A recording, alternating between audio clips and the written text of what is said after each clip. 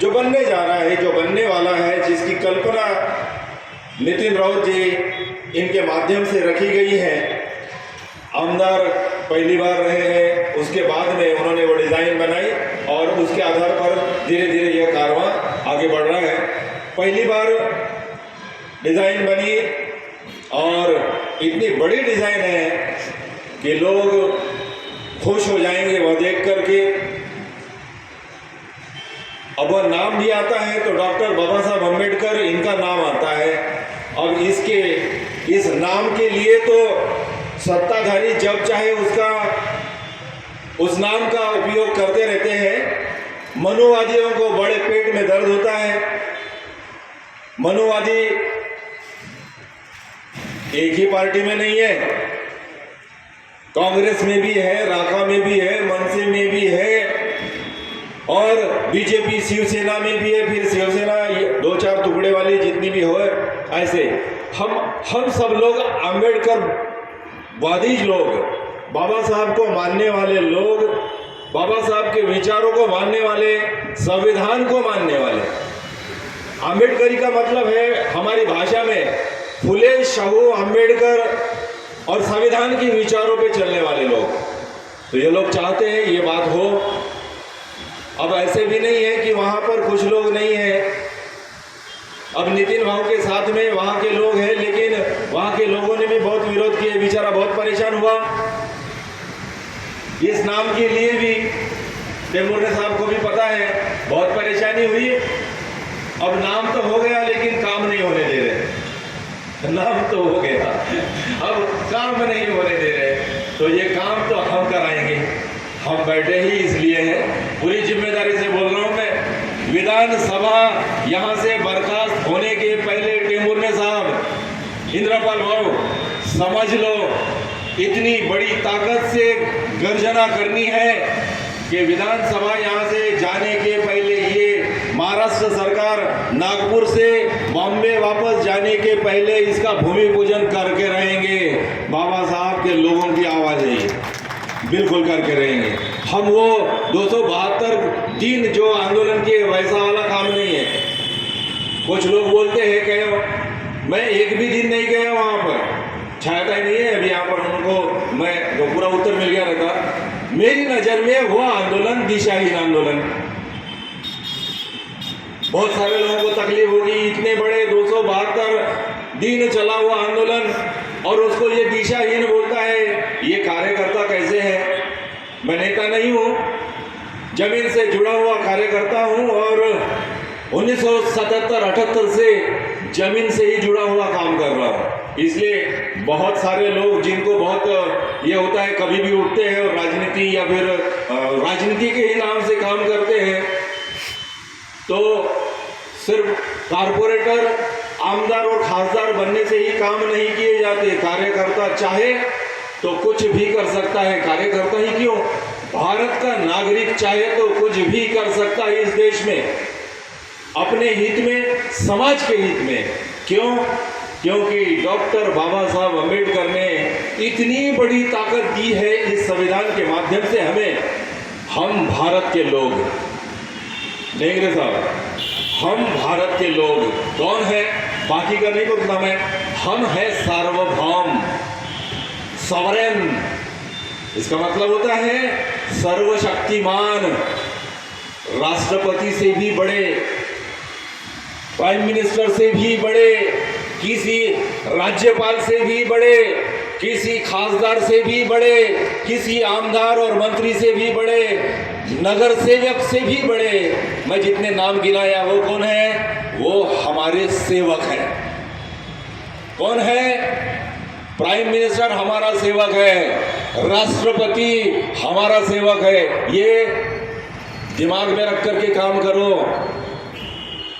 कोई भी आमदार हमारा बॉस नहीं है, हम उनके बॉस हैं। हमारे पैसे से, टैक्स के पैसे से जो मानधन उनको मिलता है, हमारे भरोसे पगार लेता है। यार मोदी 80 करोड़ लोगों को भोजन दूंगा बोले, अबे अधिकारी है क्या? 80 करोड़ लोग, 140 करोड़ की जनसंख्या है भारत देश की, और वह 80 करोड़ लोगों को भोजन देता हूं, बोले फ्री में अनाज। फ्री में अनाज कहां से देता है? यह संविधान का राज है। लोगों को बरगलाओ मत। हमारे ही पैसे से हमें ही भिखारी लेबल लगाने वाला ये प्राइम मिनिस्टर और उसके चेले, गलत बात है। क्यों कर रहा है वो ये बातें? क्योंकि हमें एहसास नहीं है अपनी ताकत का। मुझे पूरा एहसास है अपनी ताकत का। मैं बोल रहा हूं, मैं हूं भारत का नागरिक। भारत का नागरिक सबसे शक्तिशाली।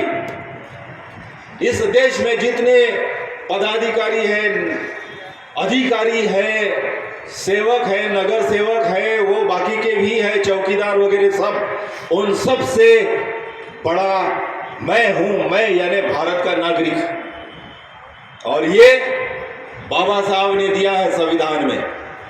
हम लोग चिल्लाते रहते हैं। 26 नवंबर आया, 26 जनवरी आई, बाबा साहब की जयंती आई, बुद्ध जयंती आई, तू बंद करून दे। क्या बोलते हैं? संविधान बाबा साहब ने बनाया। तो जो लाल काला इतना वाक्य मालूम है। किसने बनाया संविधान? आप बोलिए, किसने बनाया संविधान? वायर चेंज करने को बोल रही है। जोर से बोलो ना। Wire change. अरे ये तो इतनी बड़ी बात है कि जोर से पुकारना चाहिए। किसने बनाया भारत का संविधान? अच्छी जगह डाला जो काला सफेद बाबा साहब अम्बेडकर ने। इनका है। बस इससे ज्यादा हमको कुछ नहीं मालूम। यही गड़बड़ है अपनी वाली। अब इनमें से भारत के जितने लोग हैं जिन्हें मालूम है कि बाबा साहब ने संविधान बनाया, कितने लोगों के घरों में भारत का संविधान है? मेरे मंच पर बैठे हुए कितने लोगों के पास है? मेरे घर में सबके पास है। बड़ी अच्छी बात है। इधर में भी, अरे वाह, बहुत बढ़िया। एक बार खुद के लिए तालियां बजा दो। बहुत बहुत धन्यवाद। तो आगे चलता हूं मैं इस बात को लेकर के। अब ये बताओ, उस संविधान को किताबों के साथ में रखा हुआ है, उसको खोल करके पहला पेज जिसने जिसने पढ़ा है वो लोग हाथ ऊपर करो।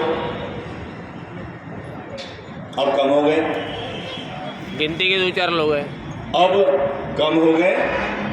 चलो, अनुच्छेद 1 पढ़ना किसने शुरू किया? अनुच्छेद, इसका मतलब है आर्टिकल 1। आर्टिकल 1 जो इस देश को नाम देता है। Article 1, India, that is Bharat, is the states of union of states. सारे राज्यों का एक यूनियन है, राष्ट्र है, जिसका नाम है भारत या फिर इंडिया। अब इंडिया का बहुत अच्छा इतिहास है। इंडिक से होते हुए सिंधु क्रांति से होता हुआ वो इंडिया शब्द बना है। उधर मैं नहीं जाऊंगा। ये भारत शब्द भी कहाँ से आया ये भी बताने की आज की तारीख में मुझे ज़रूरत नहीं महसूस होती। मैं निश्चित रूप से इसके ऊपर वीडियो बनाकर भारत क्या चीज़ है, इंडिया क्या चीज़ है, मेरे खुद के मैत्री इंडिया इस यूट्यूब चैनल पर बाद में डालने वाला हूँ। बहुत अच्छी जानकारी रहेगी, आप लोग देखना, क्योंकि मेरे चैनल से मैं संविधान की निर्मिति और धार्मिक और अंबेडकर राइट मूवमेंट की बातें उससे देते रहता हूँ। उससे ज़्यादा मैं बाकी का कचरा मेरे चैनल पर नहीं डालता हूँ। तो ये कह रहा था मैं कि आर्टिकल 1 ये कहता है इस देश का नाम भारत या फिर इंडिया, दोनों शब्द वापर सकते हैं। एक ही वापरना ऐसा नहीं है।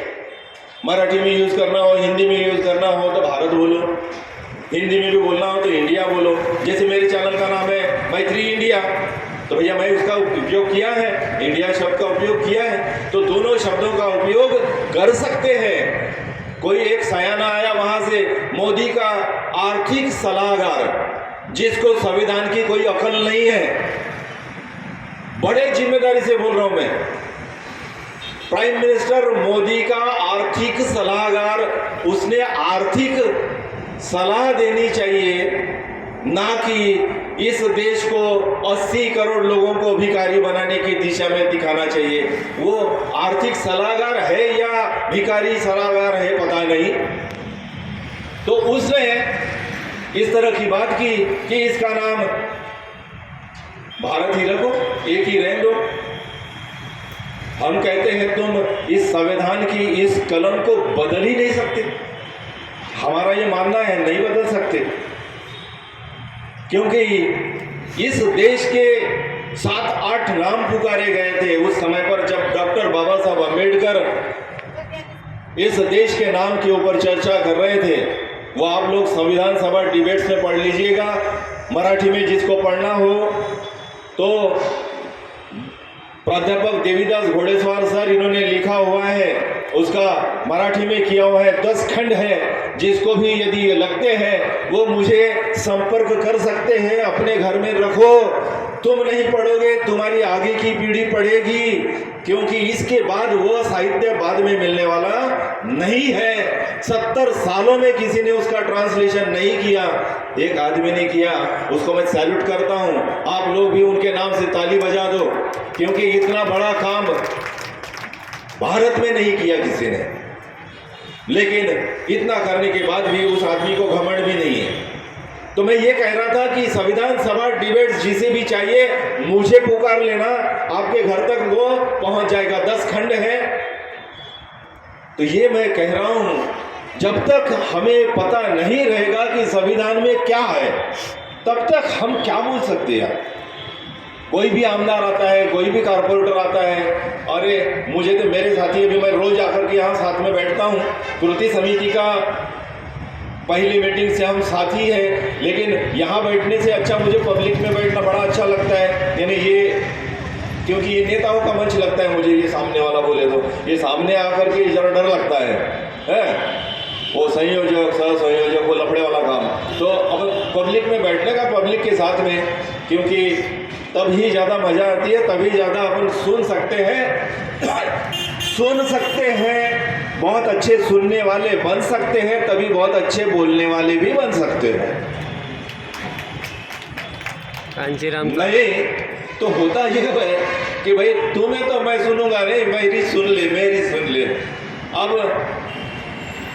कभी कभी मैं थोड़ा सा मजाक भी कर लेता हूँ टिमोरने साहब। ये होता है ये कि भारत या इंडिया, इसके संविधान ने, बाबा साहब ने संविधान में जो कलमें लिखी, जो अनुच्छेद लिखा, सारे अनुच्छेद हमारे काम के हैं, हम पढ़ते नहीं हैं। विशेष रूप से जो पढ़ना चाहे आर्टिकल 15, 14, 15, 16, 16(4), 16(1) बड़े आराम से अच्छे से पढ़ो। आर्टिकल 25, 21, 25 तो बहुत आवश्यक है। 25 इसलिए कि हर धर्म के लोग यहाँ पर रह सकते हैं और अपना अपना काम कर सकते हैं, अपने धर्म का पालन कर सकते हैं, अपने धर्म का प्रचार कर सकते हैं और उसके बारे में जन जागृति भी कर सकते हैं। आर्टिकल 25 और मैं बोल रहा हूँ तो यह है आर्टिकल 19, मेरी अभिव्यक्ति की आज़ादी दिया है संविधान ने आर्टिकल 19 के अनुसार। और इसी के तहत हम कहते हैं कि यह हॉस्पिटल यहीं पर बनना चाहिए। और जितने सैंक्शन हुए हैं रुपए, कितने हुए पता है क्या? 1165 करोड़, उतने रुपए सैंक्शन हुए 2021 के जीआर के अनुसार। 17 मार्च 1999 में जीआर बना पहला, जिसमें 8 करोड़ रुपए सैंक्शन हो गए थे इस हॉस्पिटल के लिए, जो अभी बना हुआ दिख रहा है। 8 करोड़ 7,25,200 रुपए ये जो बना हुआ है। 99 में सैंक्शन हुआ, तब भी कल्पना थी कि 250 बेड का बनना चाहिए। फिर आगे बढ़ते बढ़ते ये बात आगे बढ़ी तो 2014 में 209 करोड़ रुपए सैंक्शन हुए, 568 बेड की बात हुई 2014 में, और वह भी बनने वाला था तो एससीपी प्लान के तहत। फिर यानी सामाजिक न्याय विभाग के तहत स्पेशल कंपोनेंट प्लान, उसके अंतर्गत आने वाले इस 209 करोड़ के इसमें बनने वाला था। फिर कुछ गड़बड़ हो गई, क्या हुआ पता नहीं चला। फिर 13 अक्टूबर 2021 को एक GR फिर पास हो गया और 615 बेड का हॉस्पिटल सैंक्शन हुआ। 1165.65 करोड़ रुपया सैंक्शन हो गया। 75% उसमें से, मैं इससे पहले बता देता हूं कि ये 1165.65 करोड़ ये आवर्ती यानी बांधकाम वगैरह के ऊपर में खर्चा होने वाली राशि है और मेंटेनेंस लगता है फिर बाकी का। तो उसके लिए एक साल के मेंटेनेंस के लिए 78 करोड़ रुपया सैंक्शन हुआ, जिसे हम कहते हैं आवर्ती और अनावर्ती, दो भाषाओं में उसको डिवाइड करते हैं। और ये जो पैसा है 1165.65 करोड़, इसमें से ये आएगा कहाँ से?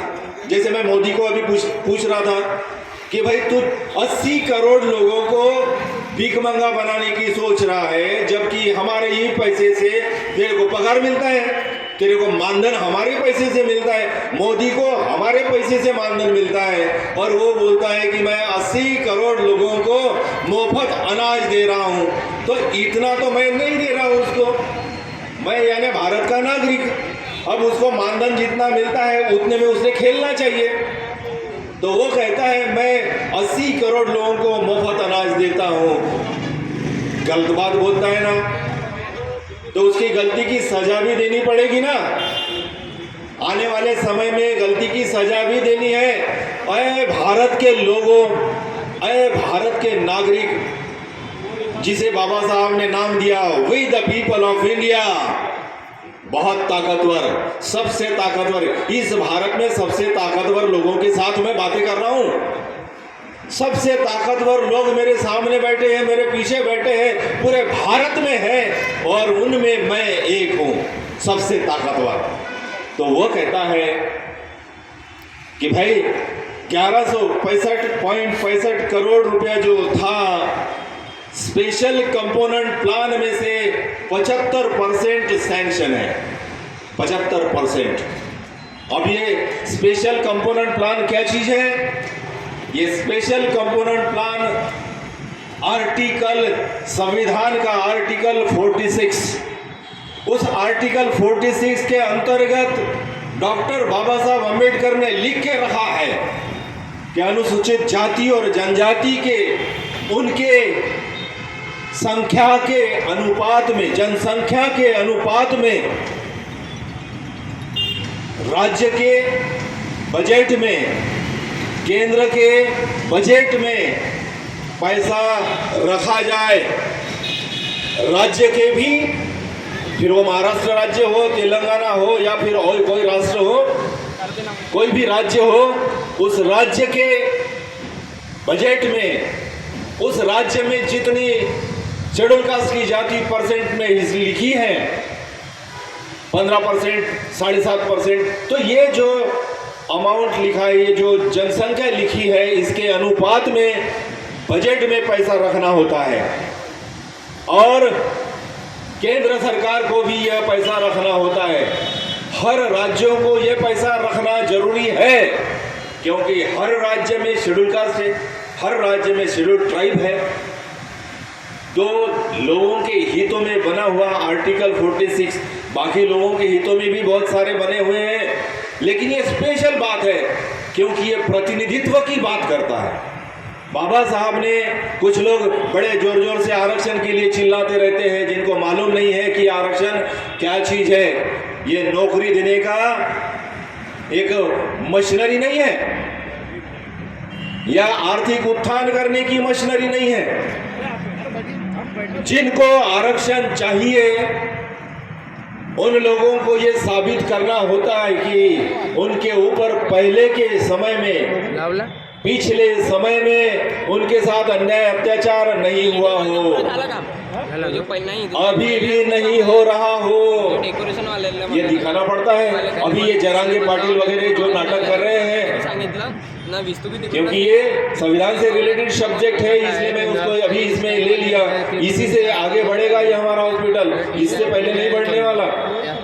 गरम तो वो आरक्षण जो मांगते हैं, जिस समय बाबा साहब, मनोज भाऊ, जिस समय बाबा साहब SC ST OBC के लिए आरक्षण की बात किए थे, तो वही लोग बाबा साहब को जाकर के बोलते थे तो हमको क्या भिखारी समझा है। बोले मराठा जो अभी आंदोलन कर रहे ना, पश्चिम महाराष्ट्र और मराठवाड़ा के लोग, विदर्भ के लोग समझ गए थे, डॉक्टर पंजाबराव देशमुख की वजह से थोड़े बहुत समझ गए थे, बाबा साहब की भाषा समझ में आ गई थी उनको नहीं समझी। उन्होंने क्या बोला बाबा साहब को, हमको क्या भिखारी समझते, हमारे घर में 200 400 एकड़ जमीन है, हमको भिखारी समझते क्या। बाबा साहब ने समझाया, बेटे तेरे घर में आज 200 एकड़ जमीन है, आज तेरे को 2 बच्चे हैं, फिर 2 बच्चे अगली पीढ़ी में 2 के 4-5 हो जाएंगे, फिर उसके डिवाइड होगा 200 एकड़ का अलग अलग बंटवारा होगा। बंटवारा होते होते जब वो पीढ़ियां आगे बढ़ते जाएगी, तब तू भी कटोरा लेकर मेरे जैसे घूमेगा, मेरे समाज के जैसे घूमेगा। नहीं समझ में आई? सही बात है ना। तो ये बात बाबा साहब की समझ में नहीं आई।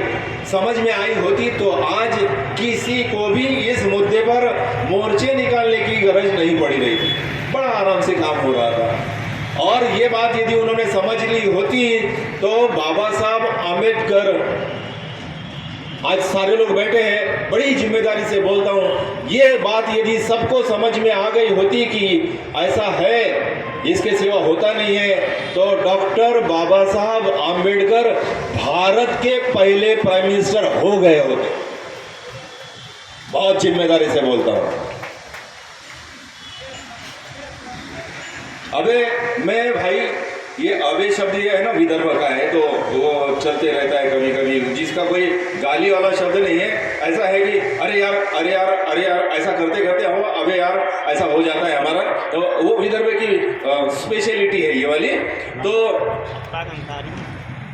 मैं बताने जा रहा था इस बात को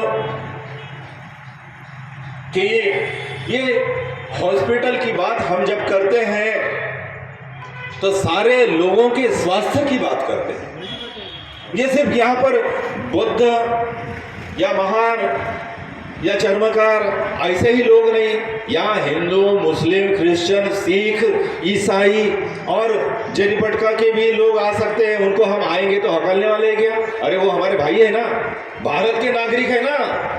अरे भारत का नागरिक, अब नागपुर की ही बात करते हो, मैं बोलता हूँ वो यूपी से भी आएगा। बहन जी का भाई भी यदि आता है और उसको यदि लगता है कि यहाँ पर तबीयत खराब हो गई, तो बहन जी के भाई को यहाँ पर हम ऑपरेशन करके उसको सुधार सकते हैं। ये सबके लिए कर सकते हैं, क्योंकि ये भारत के नागरिक के लिए बनने वाला हॉस्पिटल है, किसी एक के लिए नहीं बन रहा। अब नितिन राउत की कल्पना से बन रहा है तो नितिन राउत अकेला आकर के भर्ती होएगा क्या? ऐसा नहीं है। और पैसा जो है वो पैसा हमारे पैसे है भाई, 75% इसमें जो पैसा लगने वाला है। मैं बार बार बताते रहता हूँ, बार बार कहते रहता हूँ कि ये इसमें किसी भी आमदार का, किसी भी खासदार का व्यक्तिगत रूप से 5 रुपए भी नहीं है। 1165.65 करोड़ में ये हमारा पैसा है। भारत के नागरिक जो है, शेड्यूल कास्ट जो है, शेड्यूल ट्राइब जो है, वो जो स्पेशल कंपोनेंट प्लान है उसमें से 75% यानी 874 करोड़ रुपए हमारे लग रहे हैं। वहां पर कितने लग रहे हैं? 874 करोड़। और वो हमको मजाक करते हैं, यार 575 करोड़ देता हूं बोले। ये तो बड़ी अजीब बात होगी। अरे हमारे पास 874 करोड़ है मनोज भाऊ, 874 हमारे हैं, तुम्हारे सरकार का एक भी पैसा नहीं है यार उसमें। और तुम बताते हो कि 874 हमारा यहाँ पे रखा है और बोलते हो कि इसमें से मैं तुमको सिर्फ 575 देता हूँ, तो नुकसान वाली बात है ना। हमें तो जितना हमारा है उतना हक दे दो भैया, तुमसे बार बार मिलने तो आएंगे नहीं। तो ये लड़ाई लड़ रहे हैं हम लोग। हम लड़ाई कौन सी लड़ रहे हैं? ये लड़ाई है हमारी कि भाई 575 में बात नहीं बनने वाली। हमारा खुद का ही ये मनोज भाऊ है, उधर जांगड़े साहब है, ये इधर विवेक है, ये इधर ढेंगरे साहब है, इधर वामन सोमकर है। हमारे पैसे 874 करोड़ रुपए और वो हमको 575 में चूना लगाने की सोचते हैं। ऐसा नहीं होना चाहिए, गलत बात है। और ये गलत बात सुधारने के लिए हम बैठे और इसीलिए ये बात सुधारने के लिए हम 14 तारीख को मोर्चा निकालेंगे और बड़े ताकत से निकालेंगे। यहाँ बैठे जितने भी हैं, जब मेरे सामने भी है, अपने अपने गली कूचे में जाकर अपने बाजू वाले को मोटिवेट करो। आज नहीं आया तो चलता है, ढेंगरे साहब, भारतीय बौद्ध महासभा के लोग आज नहीं मौजूद हो सके तो चलता है, लेकिन 14 तारीख को जितने लोग बुद्ध के अनुयायी हैं, अब भारतीय बौद्ध महासभा वाले इसलिए मैं वो शब्द ले रहा हूँ, बाकी कुछ नहीं, तो वो सारी संख्या यहाँ पर दिखनी चाहिए। और हमारा आंदोलन रहेगा, ये चौरंगा जो है 4 रंग का, लोग तिरंगा ही बोलते हैं उसको, ट्राई कलर नहीं है वो, 4 कलर है, 4 कलर है भाई उसमें, है ना। राष्ट्रध्वज में कितने कलर है? 4 है, क्योंकि लोग 3 ही बताते हैं। अरे भाई मेरे, वो सम्राट अशोक का उतना बड़ा नीले रंग में अशोक चक्र है, उसको भूल जाते हो, जो ये दर्शाता है कि तुम्हें सतत जागते रहना है। 24 आरे है उसमें। सम्राट अशोक ने हमें जागते रहने को कहा है। हम जल्दी सो जाते हैं और अपने अधिकारों को कोई भी छीन के लेके जाता है, फिर हमको लड़ाई लड़ने के लिए खड़े होना पड़ता है। फिर उमेश भाव मेरे को उधर से आवाज देता है, वो ऐसा है ना, ये ऐसा नहीं होना चाहिए। इसलिए जन जागृति है। इस जन जागृति का यह जो अग्नि है, बाबा साहब कहते हैं जागृतीचा अग्नि तेवत ठेवा, जागृति की अंगार ललकार करते रहने चाहिए, हर बार जलते रहने चाहिए। नहीं तो लोगों को भगवान के सामने दिया लगाते, बोले दिया जलता रहना चाहिए। भाई पगला है क्या? मानसिक दिया जलता रहना चाहिए, दिमाग की बत्ती जलते रहने चाहिए। दिनेश भाव ये देखो, दिमाग की बत्ती जलते रहने चाहिए, तभी हम कामयाब रहेंगे। नहीं तो हमें बार बार ऐसे आंदोलन करो, उनका तो काम ही वो है। हम अपने संविधान के अधिकारों को मतदान नहीं बोलता हूं मैं, मत के अधिकार को, मतदान बोले तो क्या, एक बार दान दिए तो वो वापस नहीं मांग सकते। मत का अधिकार जो इंग्लैंड अमेरिका में महिलाओं को नहीं मिला, वो अभी अभी 90 में मिला। हमारी महिलाओं को बाबा साहब ने एक झटके में, कोई मांगने नहीं गए, एक झटके में, फिर वो एससी की हो, एसटी की हो, ओबीसी की हो, मुस्लिम की हो, ब्राह्मण की हो, जहां ब्राह्मण की महिलाओं को मंदिर में घुसने की परमिशन नहीं है, बाबा साहब ने संविधान सभा में घुसने की परमिशन दी है, तो तालियां उन्हें बजानी चाहिए। होने के लिए हमारे जैसे के पास कुछ नहीं है। सत्ताधारियों, विपक्ष के भी लोगों को मैं कहता हूं, जो आमदार खासदार रह चुके हैं, ये है, उनको मैं कहता हूं कि हमारे पास खोने के लिए कुछ नहीं है। तुम यदि हमारे साथ में खड़े नहीं होते हो तो तुम्हारी जो बची हुई इज्जत है या बचा हुआ काम है नहीं रहेगा। बराबर है ना भाई? जिनके पास कुछ है, जिनके पास कुछ है उसी से छीना जाएगा ना। सही बात है। जो सत्ताधारी है उन्हीं की सत्ता छीनी जाएगी। यदि उसको लगता है कि छीनी नहीं जानी चाहिए तो हमारे समर्थन में ये काम कर दो। कितनी सीधी सीधी बात कह रहा हूँ भैया, नहीं कुर्सी जीनी चाहिए तो दूसरे लोग हम दूसरी लड़ाइयाँ और लड़ने वाले हैं। ये एक ही मुद्दा नहीं है, बहुत सारे हैं। अभी मैं ये बता रहा हूँ था, ये महत्वपूर्ण बात आज हमारे लोगों को पता नहीं है। हम स्मारक, पुतले, इसी में उलझते रहते हैं और बड़े दिशाहीन आंदोलन चलते रहते हैं हमारे। वही आंदोलन हर वार्ड में बोल रहा हूँ। अभी मैं छायाताई बैठी है इसलिए मैं वो अभी थोड़ी सी हिम्मत आ गई मेरे को भी। हर वार्ड में यह आंदोलन यदि करे, अभी बहुत सारे लोगों को दर्द होएगा। दर्द क्यों होएगा भैया? दर्द होता है तो होने दो, लेकिन मैं, मेरे जो मित्र है, जो मित्र साथी है, उनसे उनको व्यक्तिगत रूप से मैं क्षमा मांगूंगा, क्योंकि मैं बाबा साहब का आदमी हूँ, मैत्री बढ़ाने वाला आदमी हूँ। लेकिन मैं ये कहना चाहूँगा कि वो आंदोलन किस प्रकार से होना चाहिए, वो आंदोलन होना चाहिए सारे लोगों को मिलकर। जो समदुखी है उन लोगों ने आगे आकर उस आंदोलन को करना चाहिए। अब मैंने पहले भी बताया, 52 से लेकर 52 में पहला खासदार का जो चुनाव हुआ था, सांसद चुनाव हुआ था, जहां बाबा साहब को गिराया गया था। बड़ी अजीब बात है यार नितिन बाबू, ये बिहार के ये हॉस्पिटल के लिए, वो कन्वेंशन सेंटर के लिए जितना मेहनत किया, मैं उसके लिए धन्यवाद देता हूँ। देखो आप लोग भी धन्यवाद देना है नितिन बाबू को। लेकिन जिस आदमी ने अपनी तबीयत का ख्याल ना करके संविधान का निर्माण किया, उसको धन्यवाद नहीं देते हो। कितने हरामी हो तुम। एक आदमी अनापो चुनकर नहीं ला सकते थे क्या? बाबा साहब अम्बेडकर को अनापो चुना जा सकता था। टिमोरे साहब सही बात है, ये गलतियां है हमारी। इसीलिए मैंने बोला था कि यदि चुन के होते तो इस भारत का चित्र कुछ और होता। पहला प्राइम मिनिस्टर बाबा साहब अम्बेडकर होते। बहुत जिम्मेदारी से बोलता हूं मैं। हाँ, केस करना चाहे कोई तो कर ले। दूसरी बार भी गलती सुधार सकते थे, दूसरी बार भी नहीं सुधारे यार। भंडारा में फिर गिरा दिए। वो आदमी की बहुत जरूरत थी, जिस आदमी ने अपने, आज मेरी उम्र 63 है, 63। यहाँ बैठे हुए बहुत सारे 65 पार कर चुके हैं ना। आपकी उम्र 65 के पार है, 74 है। बाबा साहब के बारे में सोच रहे, अभी 65 साल में गया हुआ आदमी हमारे लिए गया। इस संविधान बनाने की जिम्मेदारी नहीं मिली रहती ना, तो आदमी और 5 साल जिंदा रहता था वो। और इस देश ने उसके साथ धोखा किया, बहुत बड़ा धोखा किया। जब हमारी बारी आएगी ना, हम बराबर बदला लेंगे। अभी नहीं, अभी तो हम मिलकर के अपने काम में लगे। लेकिन जैसे ही मौका मिलेगा बाबा साहब के सच्चे बच्चों को, तो बाबा साहब के अपमान का बदला इतनी जोरदार तरीके से लेंगे कि बाबा साहब का ही वहां पर गुणगान होगा।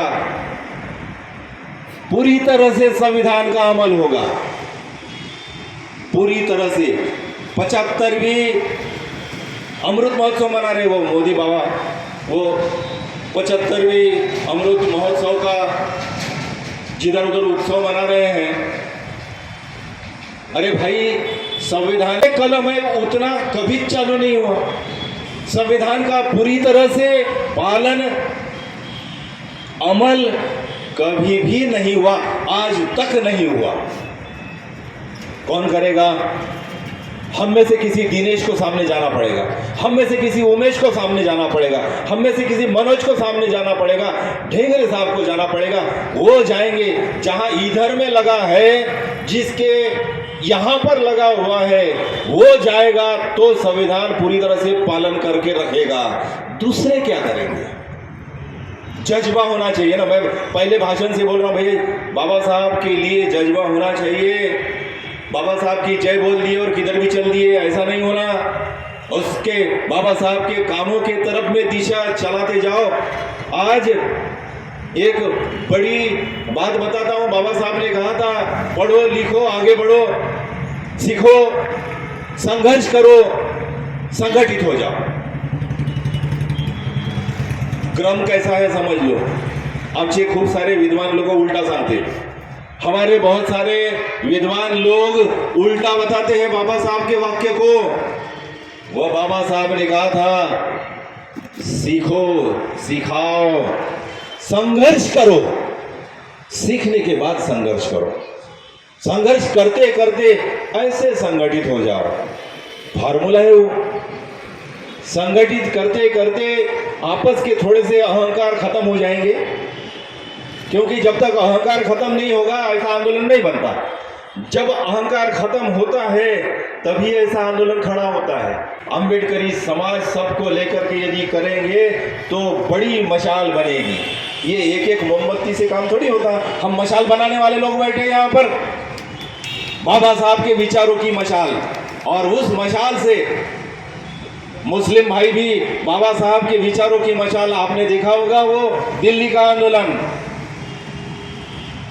बराबर है। इतना बड़ा आंदोलन, इतनी बड़ी ताकत से लड़े वो लोग 370 कलम के समय पर, 3 तलाक के समय पर इतनी ताकत से लड़े, और उनकी ताकत बाबा साहब अम्बेडकर और संविधान। क्या थी ताकत? बाबा साहब अम्बेडकर और संविधान। कोई भी देवी देवता भारत में है बोले 33 करोड़, अरे 33 करोड़ है बोले, अबे 33 करोड़ में से एक भी नहीं आया था तेरे को बचाने। ताले लगाकर सब बंद बैठे थे कोरोना के समय पर, इसीलिए तो हम दवाखाने के लिए चिल्ला रहे हैं। हम क्यों चिल्ला रहे भाई? कि हमारे नागपुर के भी हीरे गए ना, भाऊ लोखंडे गए, बड़ी तोप, संजय झालेकर गए, ऐसे बहुत सारे लोग चले गए, विमल कीर्ति गए, ऐसे बहुत सारे, राजरतन मोड़ गए। ये हम बोल सकते हैं कि हीरे चले गए ना, तो हमें भी अकल आ गई कि हॉस्पिटल के बिना काम नहीं बनेगा। जब हमारे घर एक पिक्चर थोड़ी सी देखी है मैंने, मुझे बहुत अच्छा लगा, शाहरुख खान को धन्यवाद देता हूं मैं। और वो जो एटली है हमारा शेड्यूल कास्ट का भाई उधर साउथ में, जिसने डायरेक्शन दी, उंगली का कमाल करो ना, उंगली का कमाल। अरे जब वो वोट मांगने आता है तब उसको पूछो मेरे स्वास्थ्य के बारे में क्या है। ये क्यों पूछने का है? मूलभूत अधिकारों में, भारत के मूलभूत अधिकारों में बाबा साहब ने जो बातें दी है, अन्न, वस्त्र, निवारा, स्वास्थ्य भी है उसमें। तो ये बातें जब तक नहीं मिलेगी तुम्हारा कुछ नहीं हो सकता। तो ये उनको पूछना पड़ेगा। रोजगार भी है उसमें, जो सरकार रोजगार उपलब्ध नहीं करा दे सकती, वो बोलते हैं फुकट में खाना खाओ, फुकट में अनाज लो। अरे हम बोलते हैं हमारे लोगों को, भारत के लोगों को रोजगार उपलब्ध करो। हमारे युवा साथी SC ST OBC के नहीं, पूरे भारत के जितने युवा है, वो युवा काम करने को तैयार है, वो तैयार है। तुम कोई मंदिर या मस्जिद मत बांधो, कोई विहार मत बांधो, रोजगार के साधन उपलब्ध करके दो। 100 50 लोग रोजगार में लगेंगे और तब बड़ा काम होगा। तो बड़ा काम होगा तो तुम्हारी परेशानी बढ़ेगी। ये बड़ा काम क्यों नहीं होना देना चाहते, ये बात कोई नहीं बताता है, मैं बता रहा हूं।